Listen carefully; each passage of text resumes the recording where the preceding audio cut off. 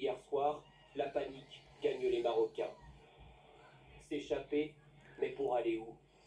Car dans les rues, plus aucun endroit n'est sûr. Il était un peu plus de 23 heures heure locale.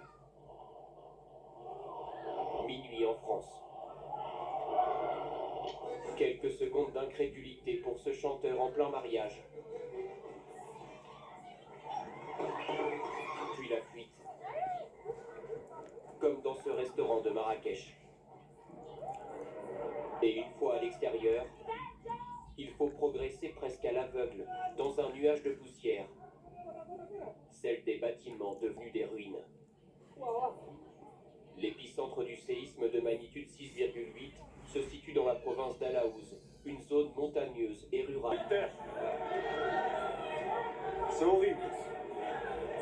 Des maisons, souvent les constructions anciennes ou fragiles, se sont effondrées, broyant des voitures dans leur chute.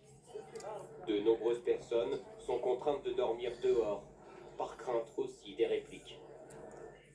Après notre Imlil, ou ici Moulay Ibrahim, un habitant s'aventure dans les allées méconnaissables, en priant, car sous les gravats se trouvent certains de ses voisins. Oh mon Dieu, dit-il. Nous avons pu joindre une Française qui se trouvait dans un autre village, plus à l'est, au moment du séisme. Je me suis dit, ça y est, c'est terminé, c'est en train de s'effondrer, ça tombe en... Mais va sans doute encore s'alourdir, car la zone de recherche des disparus s'étend sur plusieurs dizaines de kilomètres. Et puis une progression, centimètre par centimètre. Les sauveteurs marocains tentent de rejoindre une personne prisonnière des décombres. Soudain, ce pied qui se met à s'agiter. La victime est encore vivante, mais il faut faire vite. L'urgence la nuit dernière. Dans cette petite ville à l'ouest de Marrakech, réveillée en sursaut par le séisme, puis le balai des ambulances en route pour l'hôpital. Des blessés graves, d'autres plus légers. Nous étions en train de travailler la nuit quand nous avons entendu le tremblement de terre.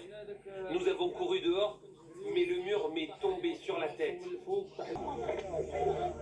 Évacuant les pierres à main nue. Les secours, eux, sont encore ralentis par les éboulements sur les routes de montagne. Au milieu de la nuit, cet appel poignant lancé par un habitant d'un village. S'il vous plaît, envoyez-nous des ambulances à Moulay Ibrahim. C'est urgent. Cet appel au secours doit atteindre tout le monde et être diffusé largement. Les dégâts, des trottoirs éventrés, des maisons effondrées. Dans cette ville devenue fantôme, des habitants hébétés. Sur la petite place des couvertures pour recouvrir les corps, ce champ en contrebas devient un cimetière improvisé.